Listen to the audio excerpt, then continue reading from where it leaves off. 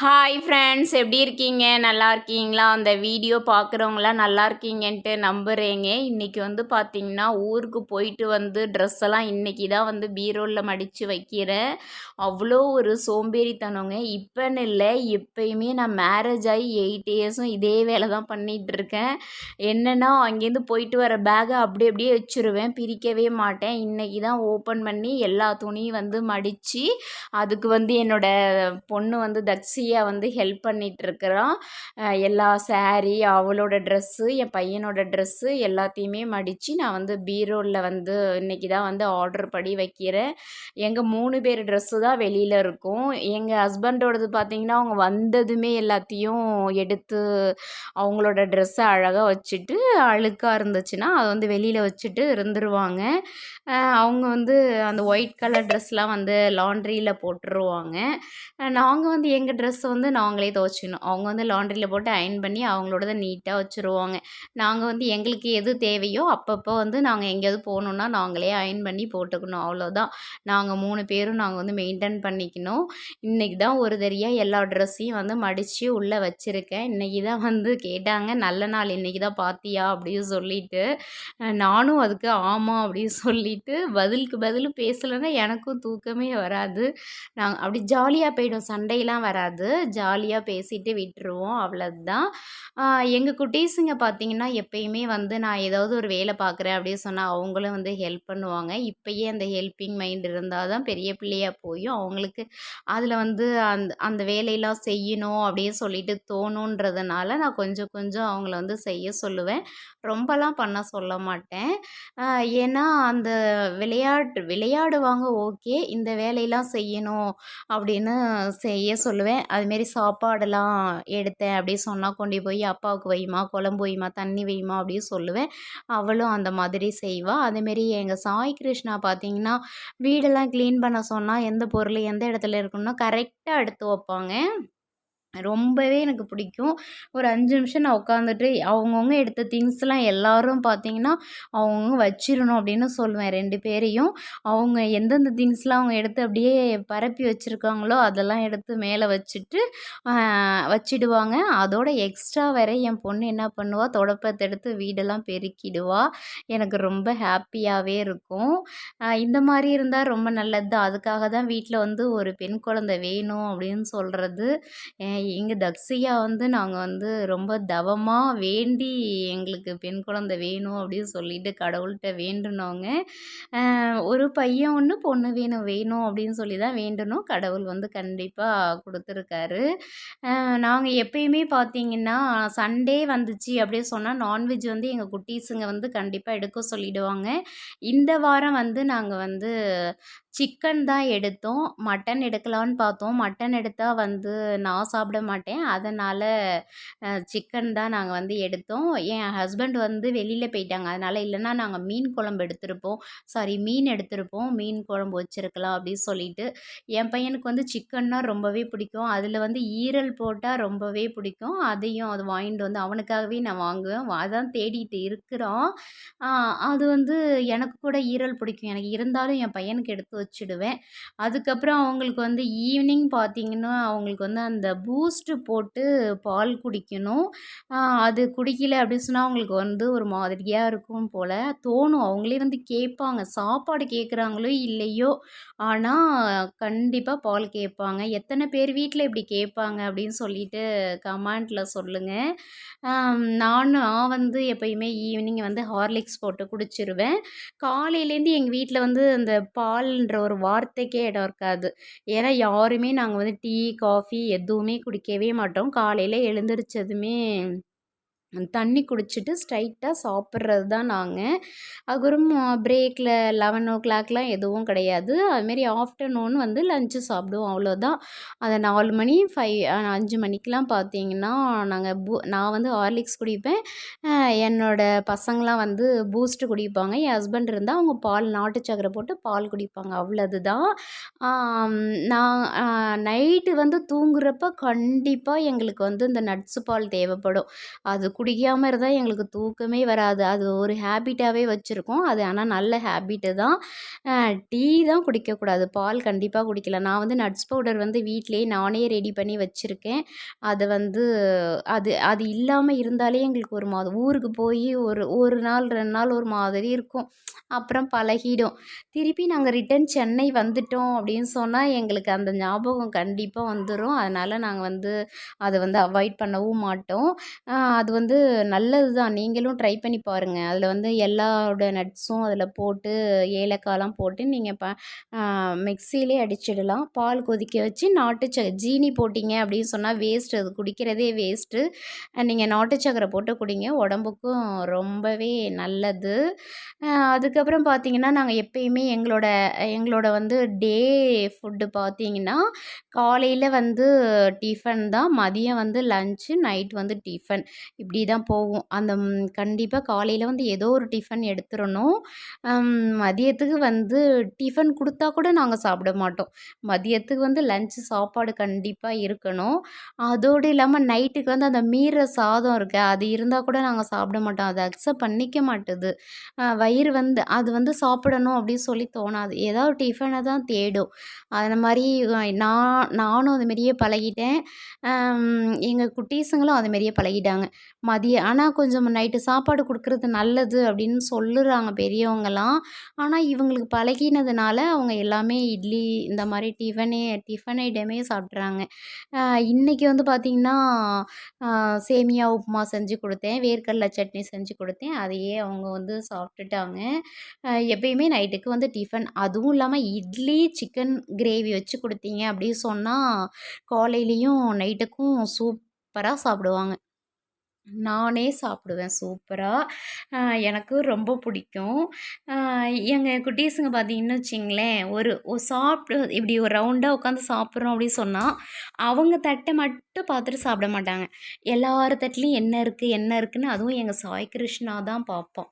எப்பயுமே அப்படிதான். எங்க வீட்ல வந்து அவங்களுக்கு என்னோட ஹஸ்பண்டுக்கு வந்து சுகர் இருக்கிறதுனால மோஸ்ட்லி வந்து இட்லி, தோசை நான் மட்டும் தான் சாப்பிடுவேன். மத்தபடி பார்த்தீங்கன்னா, கோதுமை ரவை உப்புமா, ராகி சேமியா உப்புமா, அ அப்புறம் அடை தோசை. ரொம்ப நாள் கழிச்சு நான் இப்ப தான் வந்து சாதமே வடிக்க ஆரம்பிச்சிருக்கேன். இப்போ ஒரு 4 நாளா.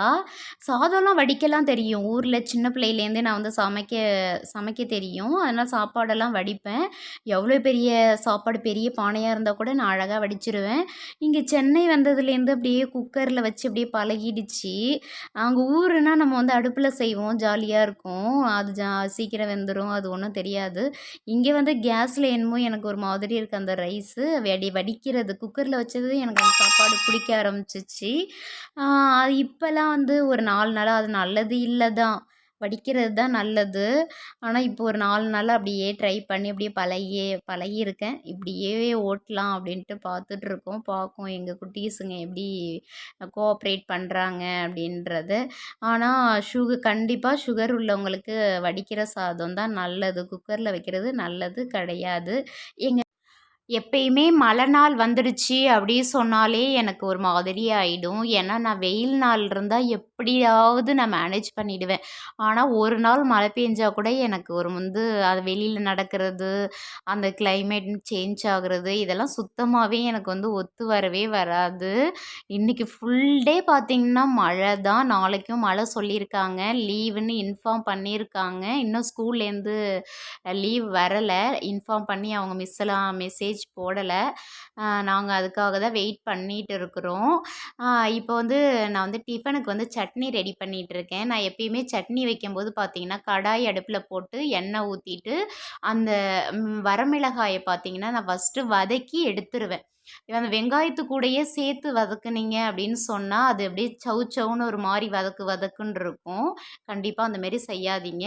ஆ மிளகாய வதக்கி இப்படி லைட்டா ரொம்பலாம் வதக்காதீங்க கருவிடும். அப்படியே போட்டு அழகா எடுத்துருங்க.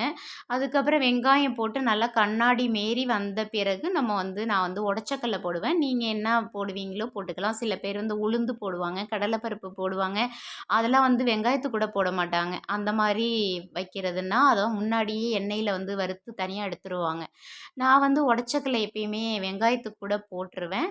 அதுக்கப்புறம் இதை நல்லா வதக்கிட்டு நல்லா ஒரு பதம் வந்த பிறகு தக்காளி போடுவேன். தக்காளி போட்டு நல்லா வதக்குவேன். நல்லா வதக்கிட்டு அது கூடயே இஞ்சி இதெல்லாம் போட்டுருவேன். என்னென்ன போடுவேன்னா, மிளகாய், வெங்காயம், பொட்டுக்கடலை, ஆம், தக்காளி இது 4த்தையும் நல்லா வதக்கிட்டுருக்கேன். அதுலேயே சால்ட்டு கல்லுப்பு போடுங்க. கண்டிப்பாக சால்ட்லாம் யூஸ் பண்ணாதீங்க. கல்லுப்பு போட்டு நல்லா வதக்குங்க. வதக்கிட்டு கொஞ்சம் லாஸ்ட்டாக இறக்கும்போது அந்த கொத்தமல்லி தழை இருக்குல்ல, அதை வந்து நான் எப்பயுமே அதை ஆட் பண்ணாமல் இருக்கவே மாட்டேன். அது போட்டு சட்னி செஞ்சால் தான் எனக்கு வந்து இட்லி சாப்பிட்ட ஒரு ஃபீல் இருக்கும். நாங்கள் அதை போட்டுருவோம் கண்டிப்பாக. அதை வதக்கிட்டு கீழே வச்சு நல்லா ஆற வைப்பேன். ரொம்ப ஆற வைக்க முடியாது. ஏன்னா அர்ஜென்ட்டுக்கு நம்ம அரைக்கிறோம். நான் லேசாக கொஞ்சம் ஃபேனில் கொண்டாந்து அப்படியே ஆற வச்சுட்டு அதுக்கப்புறம் எடுத்து நல்லா ஜாரில் எடுத்து நல்லா ஃபைனாக அடிச்சிடுவேன்.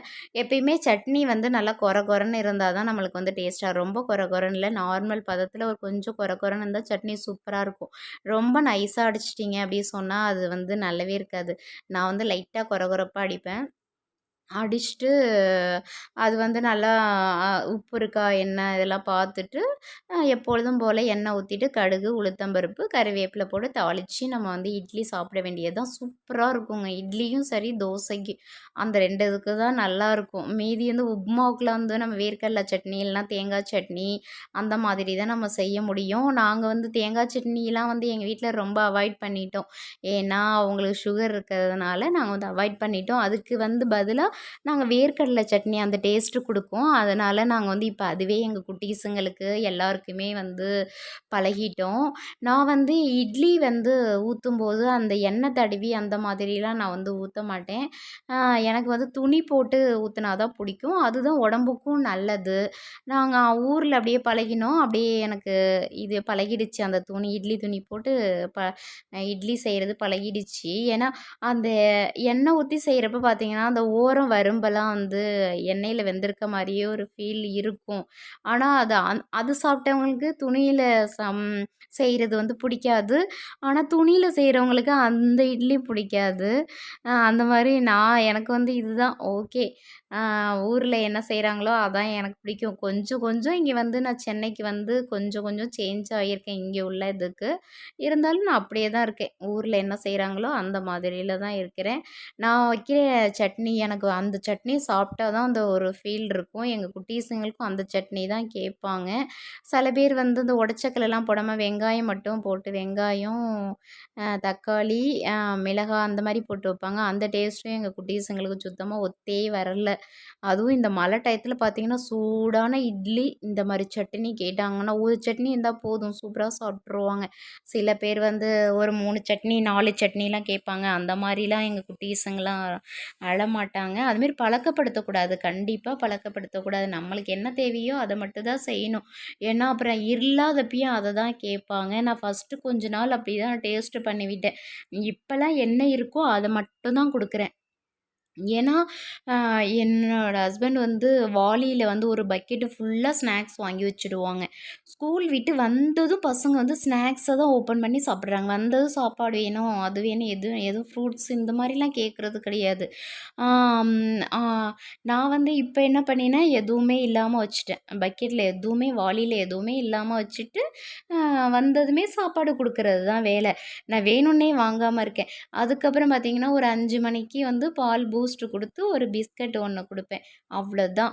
அந்த மாதிரி கொடுத்து இப்போ கொஞ்சம் கொஞ்சமாக பழகி கொண்டு வந்திருக்கேன். அப்புறம் ஒரு நாளைக்கு ஒரு ஃப்ரூட்ஸ் கண்டிப்பாக எடுத்தாகணும் அப்படின்னு சொல்லி ஃபாலோ பண்ணியிருக்கேன். என் பொண்ணு சாப்பிட்ருவா ஃப்ரூட்ஸு என்ன எது கொடுத்தாலும். என் பையன் தான் ரேரு. அவனுக்கு தான் கொஞ்சம் கொஞ்சமாக நான் வந்து ரொம்ப திணிக்கிறேன். கொஞ்சம் இப்போ வந்து சளி பிடிச்சிருக்கு அவனுக்கு. ஒரு நாள் தான் ஆரஞ்சு இதெல்லாம் கொடுத்தேன். இந்த மழை கிளைமேட் ஒத்துக்கலையா என்னான்னு தெரில. ஒரு மாதிரி ஃபீவர்லாம் இல்லை, அதெல்லாம் வரக்கூடாதுன்னு தான் ப்ரே பண்ணிக்கிறேன். எனக்கு கோல்ட் ஆனதுமே எனக்கு வந்து பயம் வந்துருச்சு. இருந்தாலும் அந்த மாதிரிலாம் இருக்காது. ஆல்ரெடி நான் வந்து மருந்தெல்லாம் கையில் ரெடியாக நான் வச்சுருப்பேன். எனக்கு ஏதாவது வந்துட்டு அப்படின்னு சொன்னால் எனக்கே தூக்கம் வராது. அவங்க தூங்குறப்ப ஏஞ்சி ஏஞ்சி ஏஞ்சி பார்த்துட்டே இருப்பேன். எனக்கு சுத்தமாக தூக்கமே வராது. அது ஏன்னு தெரில. சின்ன பிள்ளை நான் நல்லா தூங்குவேன் எங்கள் வீட்டில் இருக்கும்போது. ஆனால் இப்போ அவங்க எனக்குன்னு குழந்த வந்த பிறகு பார்த்தீங்கன்னா, என்னைக்கு வந்து எங்க சாய் கிருஷ்ணா பிறந்தானோ, அன்னையிலேருந்து நைட்டு வந்து எழுந்திருச்சு நான் அவனை பார்ப்பேன். உத்து உத்து பார்ப்பேன். எனக்கு அது என்ன மோட்டிவேஷன்லாம் எனக்கு தெரியாது. நான் அவன உத்து உத்து பார்ப்பேன். அதுமாரியே என்னோட பொண்ணு பொறந்தப்பயும் அப்படிதான். இப்பயும் அப்படிதான். நான் எழுந்திருச்சு எல்லாரையும் ஒரு ரவுண்டு காலையில எழுந்திருச்சு பார்த்துட்டு, அடுத்த வேலை அதுக்கப்புறம் தான் எனக்கு ஸ்டார்ட் ஆகுமே. நான் எழுந்திருச்சு எல்லாரையும் பார்த்துட்டு, அதுக்கப்புறம் ஃபேஸ் வாஷ் பண்ணிவிட்டு, ப்ரஷ் பண்ணிவிட்டு, அதுக்கப்புறம் தான் நான் வந்து எல்லா வேலையும் தொடங்குவேன். அதுவும் இல்லாம நான் வந்து இன்னொரு பழக்கம் ஒண்ணு வச்சிருப்பேன். நேரா வந்து கண்ணாடி பார்ப்பேன். அது ஏன்னு தெரியாது. நேரா வந்து நான் வந்து கண்ணாடிய பார்த்து என் முகத்த பார்த்தா தான் அதுக்கப்புறம் வேலையே புரியும். அதுக்கப்புறம் தான் கேஸுக்கிட்டே போவேன். இன்னைக்கு ஒரு பெரிய காமெடி ஒண்ணு நடந்தது. என்னன்னு பார்த்தீங்கன்னா, என்னோட ஹஸ்பண்ட் வந்து நான் எப்பயுமே வந்து காலையில சிலிண்டர வந்து நைட்டு வந்து நான் ஆஃப் பண்ணாம கீழ சிலிண்டர ஆஃப் ஆஃப் பண்ணாம, ரெகுலேட்டர ஆஃப் பண்ணாம நான் வந்து தூங்கிடுவேன். நைட்டு அவங்க லேட்டா வந்ததுனால பால் அதில போட்டிருந்தேன். அவங்க அந்த பால குடிச்சிட்டு ஆஃப் பண்ணிட்டு வந்துட்டாங்க போல. நான் வந்து போய் வெந்நீர் இருந்த கேஸுக்கு பத்த வச்சது எரிஞ்சிருக்கு. வெந்நீர் வந்து சூடாயிருக்கும் அப்படின்னு நினச்சிட்டு நான் போறேன். வெந்நீர் சூடாகல. ஆன்லயே இருக்குது. அப்புறம் பார்த்தா கீழ ஆன் பண்ணல. இன்னைக்கு கொஞ்சம் ஸ்கூல் லேட் ஆயிடுச்சு. எங்களோட வீடியோ வந்து கண்டிப்பா பாருங்க. சப்போர்ட் பண்ணுங்க. ஷேர் பண்ணுங்க. எனக்கு லாங் வீடியோ போடணும் அப்படின்னு சொன்னாலே கொஞ்சம் சோம்பேறித்தனமாவும் இருக்கும். ஃபர்ஸ்ட்லேலாம் நான் வந்து யூடியூப் ஸ்டார்ட் பண்ணி 1 இயர் தாண்டிடுச்சு. இப்ப தான் வந்து நான் லாங் வீடியோலாம் போடுறேன். அது எப்படி போடணுன்ற ரூல்ஸும் எனக்கு தெரியாது. இப்ப தான் கொஞ்சம் கொஞ்சமா வீடியோ வந்து கத்துட்டு, இப்படி தான் போடணும் அப்படின்ற ஒரு ரூல்ஸ் ஒரு 50% தாண்டி வந்திருக்கேன். இன்னும் 50% தெரியல. இனிமே கத்துட்டு போடுறேன். இன்னுமே கொஞ்சம் கொஞ்சமா கத்துக்கிட்டு தான் போட முடியும். என்னோட வீடியோ பிடிச்சிருந்துச்சு அப்படின்னு சொன்னா கமெண்ட்ல சொல்லுங்க. என்னோட வீடியோ வந்து ஷேர் பண்ணுங்க. கண்டிப்பா ஷேர் பண்ணுங்க. மெயினா பார்த்தீங்கன்னா, ஸ்கிப் பண்ணாம பாருங்க. ஃபுல்லா பாருங்க. ஏன்னா, ம் நீங்கலாம் பார்த்தா தான் நான் வந்து மேலும் மேலும் வளர முடியும். கண்டிப்பா வந்து எனக்கு வந்து சப்ஸ்கிரைப் பண்ணுங்க. உங்க ஃப்ரெண்டெல்லாம் இருந்தாங்க அப்படின்னு சொன்னா சப்ஸ்கிரைப் பண்ணி என்னோட வீடியோ வந்து பார்க்க சொல்லுங்க. நாங்க வந்து என்னோட 1 மினிட் வீடியோலாம் வந்து பாருங்க. ஷார்ட் வீடியோலாம் டெய்லி நாங்க வந்து போட்டுட்ருக்கோம். பாருங்க. நான் இன்ஸ்டாகிராமோட ஐடியும் குடுத்துருக்கேன். அதுலயும் போய் பாருங்க. பாய்.